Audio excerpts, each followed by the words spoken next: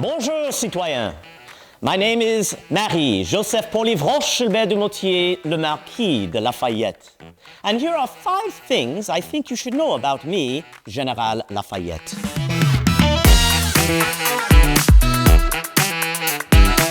Inspired by America's fight for liberty, I was only 19 when I left my home in France to fight in the American Revolution.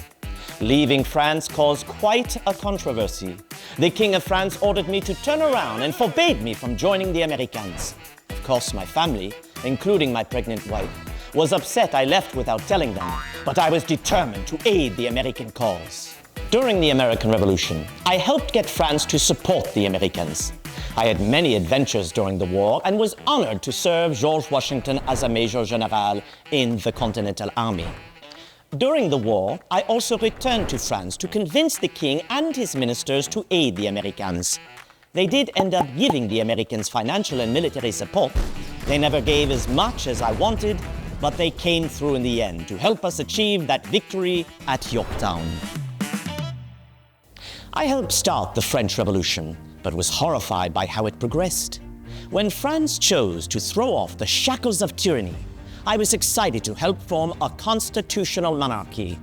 Unfortunately, the revolution instead sparked unimaginable violence and unrest. I was even accused of treason, a one-way ticket to the guillotine. I left France and ended up in an Austrian prison for 5 years.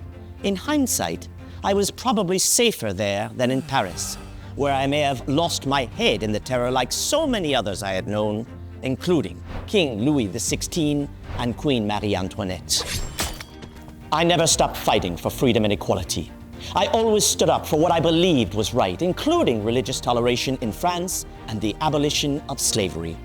When I did not make as much progress as I wanted on abolishing slavery, I purchased a sugar plantation in South America to free and educate the enslaved people there. When I returned to France and to politics after the French Revolution, I was a constant voice for reform, promoting freedom of the press, personal liberties, and voting rights.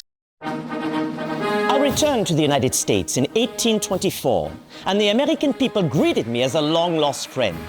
As one of the last surviving veterans of the American Revolution, I reminded Americans of the glorious cause that had brought them together to form their union. As I made my way through all 24 states, I was shocked to see so many souvenirs with my likeness. I visited with many of my American friends and acquaintances, like John Adams, James Monroe, Thomas Jefferson, and James Lafayette. I saw how far America had come, as well as how far it still needed to go to live up to those revolutionary ideals of freedom and liberty for all.